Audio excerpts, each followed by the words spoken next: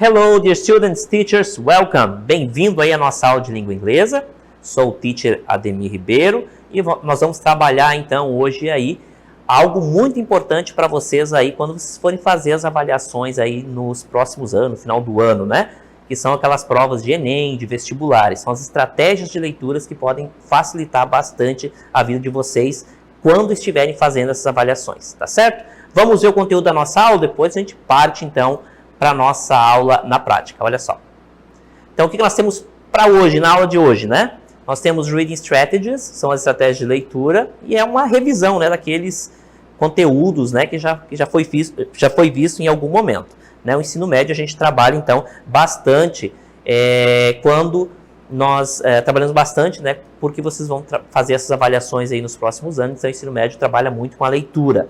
Então, trabalhar essas estratégias é muito importante, justamente para fazer essas avaliações previstas, tá certo? O tema da nossa aula de hoje é o seguinte, olha só. O tema da nossa aula é False Cognates, que são os falsos cognatos, tá certo? Falsos cognatos, então, são aquelas palavrinhas que se parecem com outra em língua inglesa, com a língua portuguesa, mas tem significado diferente. Por que isso vai ajudar vocês?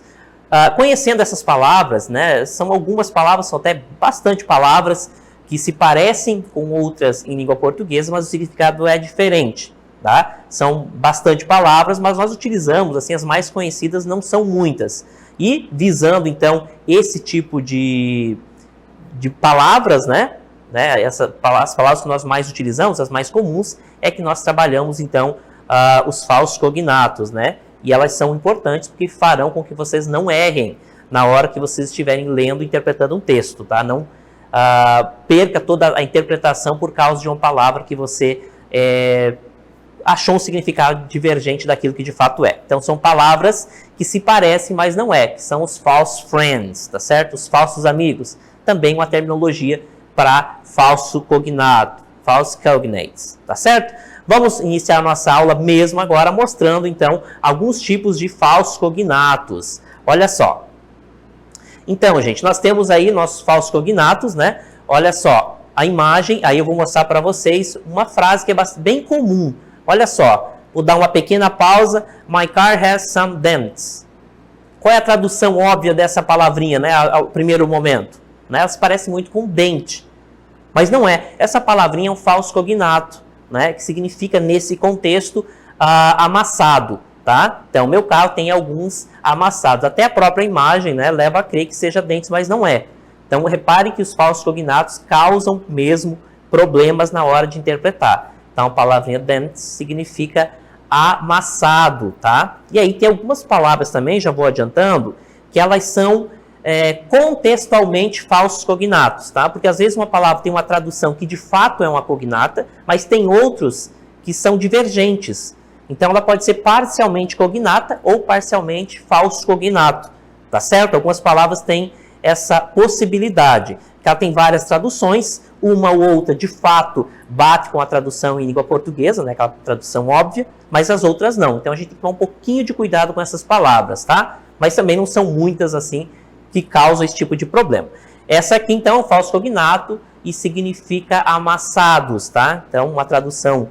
Obviamente, quando eu falo de um carro, sorrir, mostrar dentes não é algo de um carro, né? Essa personificação não acontece no carro. Mas, né, essa palavrinha, ela pode causar aí um certo erro. Quando for traduzir, ela significa, então, amassado. Continuando.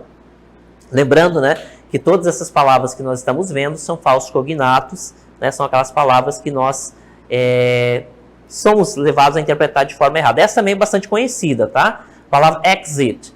A palavra exit significa, então, sair e não êxito. Não é uma palavra, então, que eu vou mostrar para vocês aí ao longo da aula também. É uma palavra que pode causar algum problema na hora de interpretar. A partir de hoje, não mais, tá? Que vocês vão memorizar. Uma boa dica, anotem essas palavrinhas, né? Especialmente aquelas que vocês ainda não conhecem, mas que são falsos cognatos. Elas podem ajudar vocês aí na hora de ler, tá? Continuando, então, aí, a palavra exit significa saída e não êxito, como possa parecer, tá certo?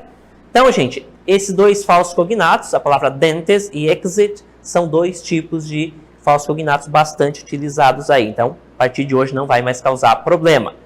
Continuando agora, gente, então, nós vamos mostrar mais sobre false cognates, né? Mais um vídeo aí com os falsos cognatos, eu vou mostrando para vocês e comentando aí acerca desses falsos cognatos. Acompanhe. Então, nós temos aí a personagem andando, né? Aí vai aparecer um falso cognato. Vamos ver qual é.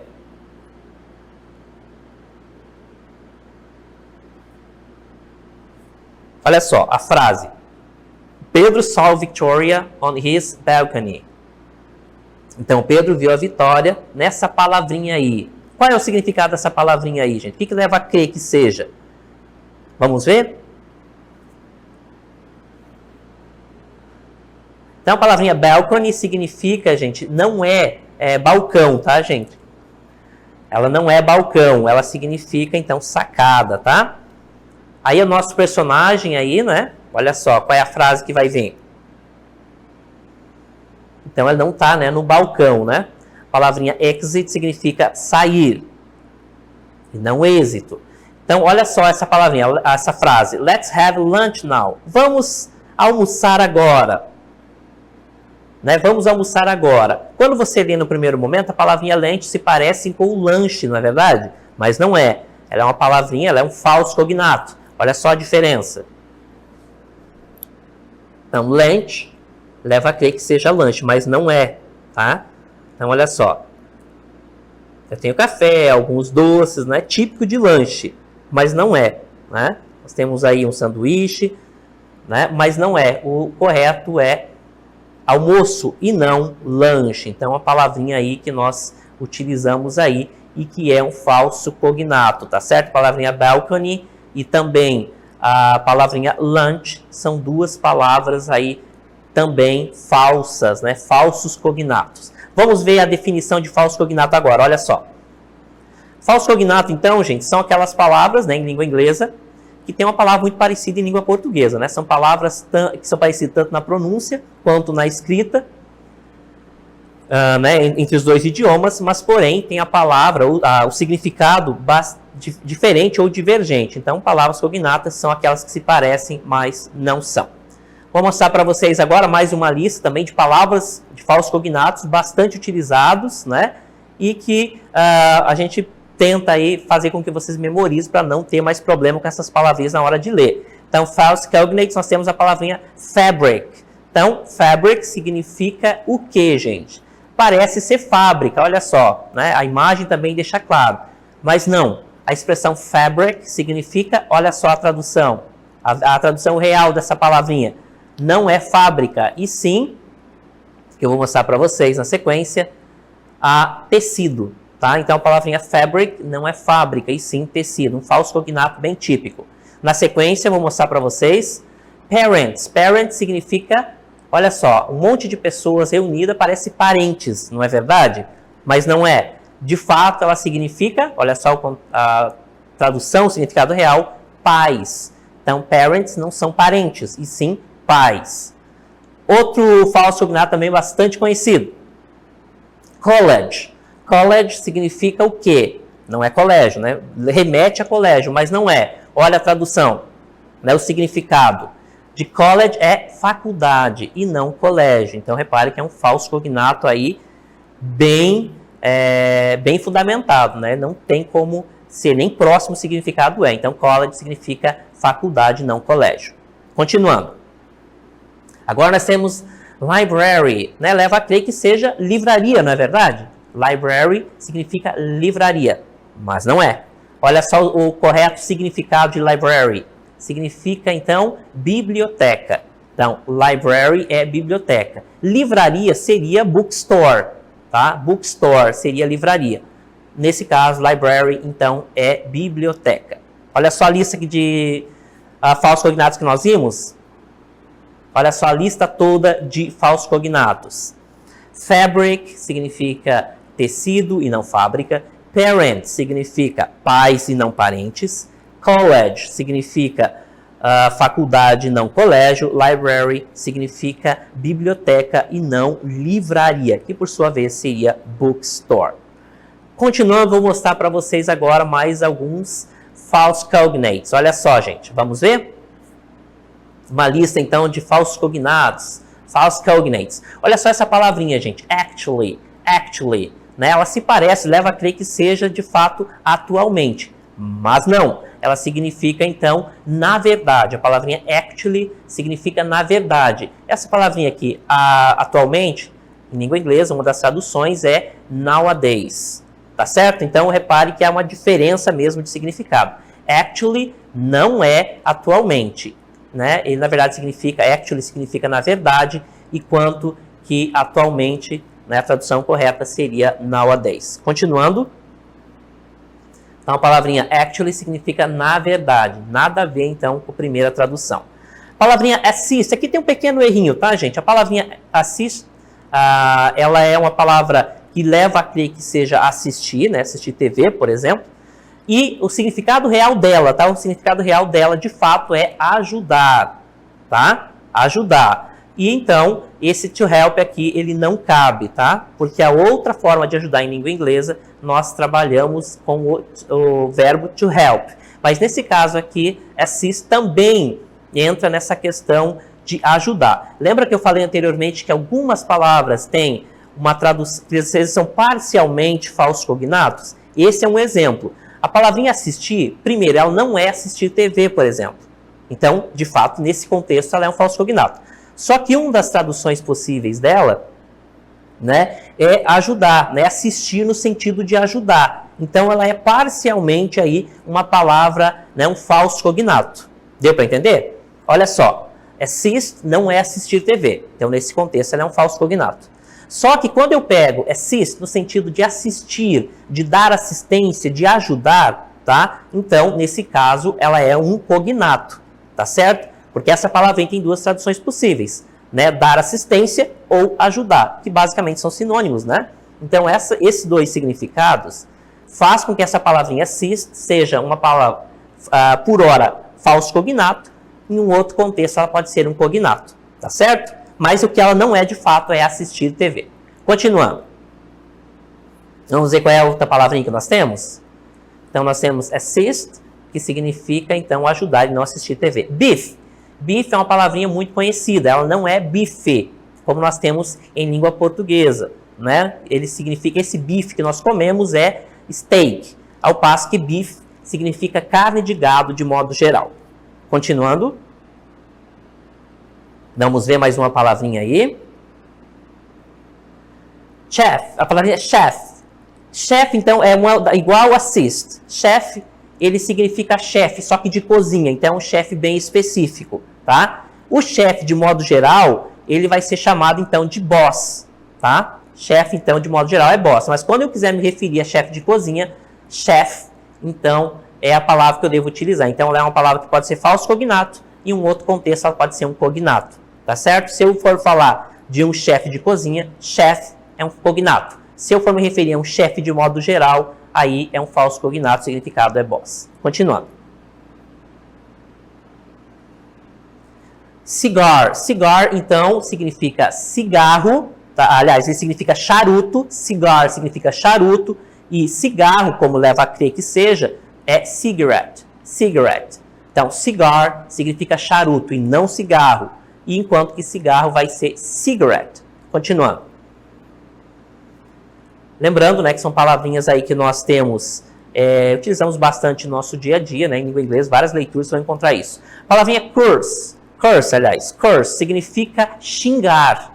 Xingar de modo geral. E se parece com curso, mas não é. Curso em língua inglesa vai ser curse, uma das traduções possíveis, tá? Repare que há uma diferença, inclusive, de escrita de grafia, tá? Então, a palavrinha curse significa xingar, tá certo? E não é curso, então ela é um falso cognato. Vamos lá? Continuando, então, falando de falsos cognatos. A palavrinha data não é data, ele não tem a tradução data, e sim, ele significa dados, dados de modo geral. Data, né, não é data, e sim dados. Data em língua inglesa é date, que também pode ser encontro, né? Marcar um encontro, date. Outra palavrinha aí. Então, gente, todas as palavrinhas que nós vimos, né, são palavrinhas que nós utilizamos, nós vemos bastante no nosso dia a dia, tá? São palavras chamadas de falsos cognatos, aquelas que se parecem com outras em língua inglesa, tá certo? Agora, gente, nós vamos então aí para a nossa DLE colocar em prática aquilo que nós acabamos de ver na aula sobre false cognates. Olha só.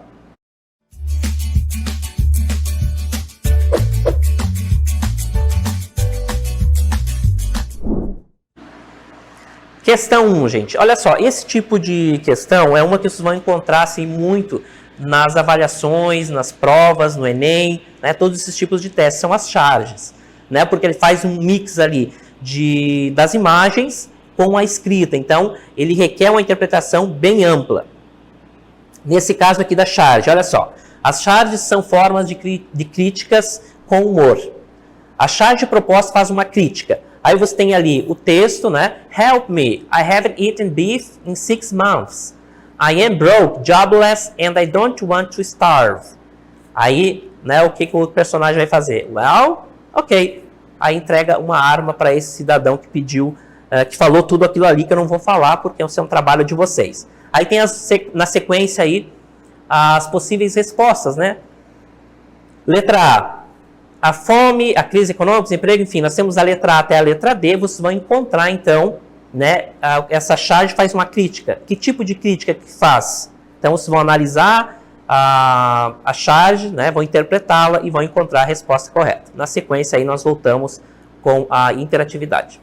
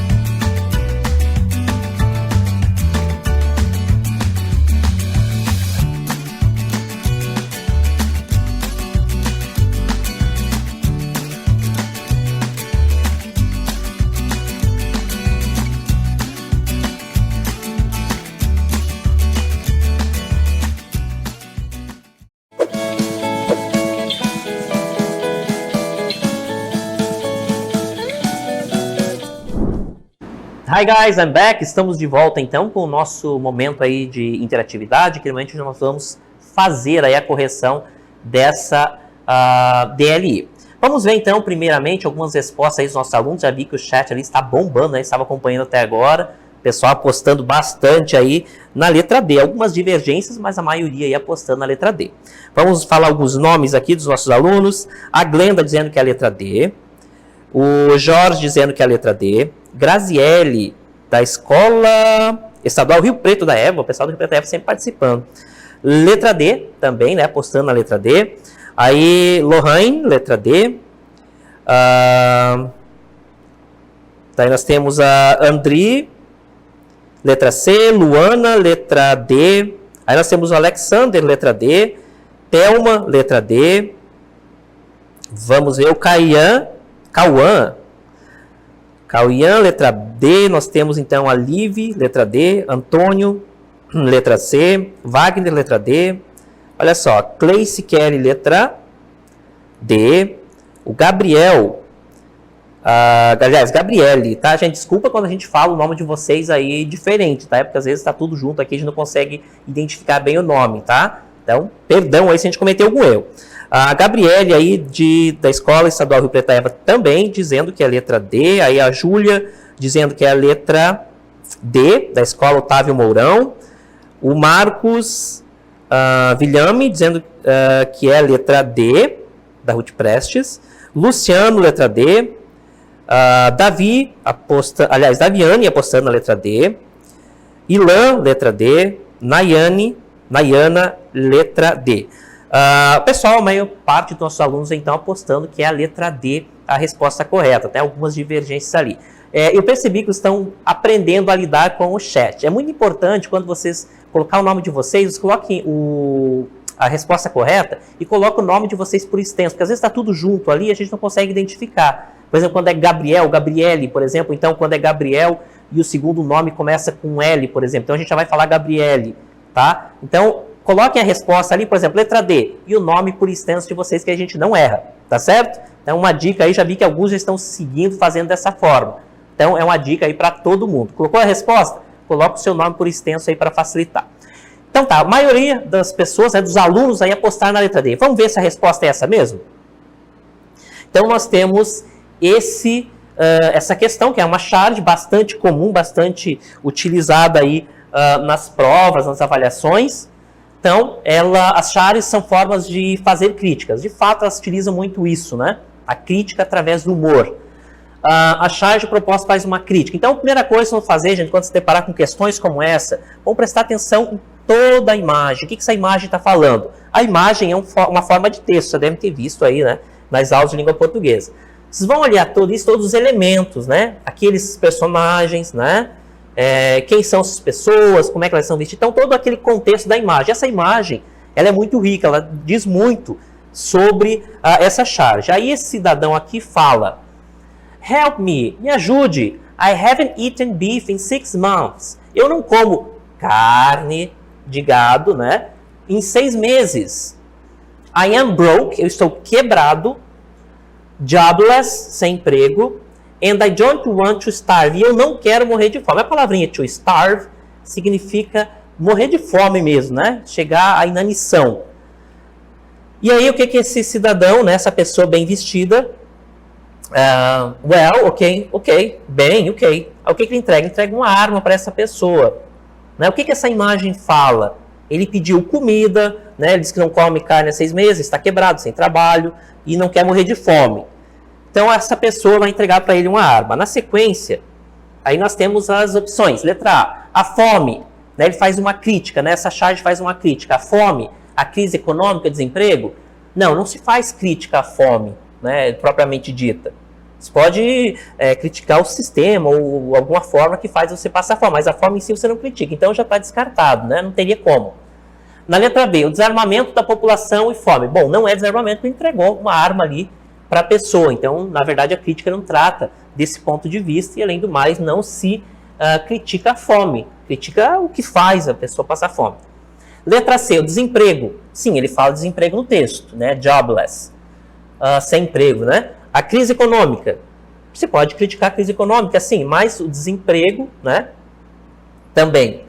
E o desarmamento da população. Então, o desarmamento da população ali, naquele contexto, não é isso que passa. Aí a resposta correta mesmo, a grande maioria acertou, é a letra D. Então, repare que aquela pessoa lá, né, ouviu tudo, o problema que aquela pessoa estava passando, e entregou uma arma para ela. Então, as políticas sociais que ignoram as reais necessidades dos cidadãos e o armamento da população. Então, a crítica feita nessa charge é uma crítica às políticas sociais, de modo geral, ampla, que ignora as reais necessidades dos cidadãos e o armamento da população. Quer dizer, ele critica duas coisas, então, dentro dessa charge. Aí eu vou mostrar para vocês agora a resposta correta, né? Só confirmando a letra D e o comentário. A chave para responder essa questão está na combinação entre texto e imagem. O texto evidencia que o sujeito está passando por dificuldades, sem emprego, quebrado e sem comer carne bovina há 6 meses. De fato, fala isso, né? O jogo de palavras e imagem evidenciam que ele está nessa situação devido a um cenário de crise. Sim, a própria imagem, né? Uma situação ali de lixo, de abandono mesmo, né? Deixa claro isso. Que acabou com o seu padrão de vida. Então é algo que está pior agora, né? Naquele momento ali da charge.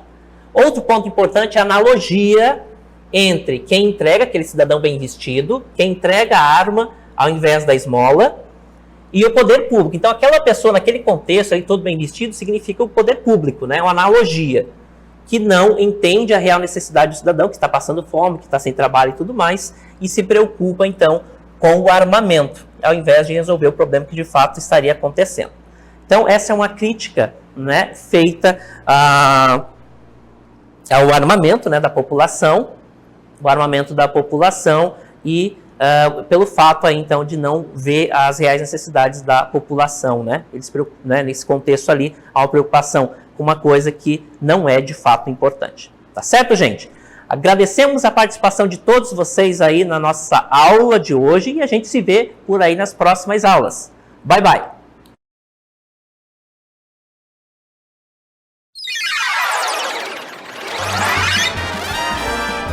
A sua aula continua no próximo vídeo.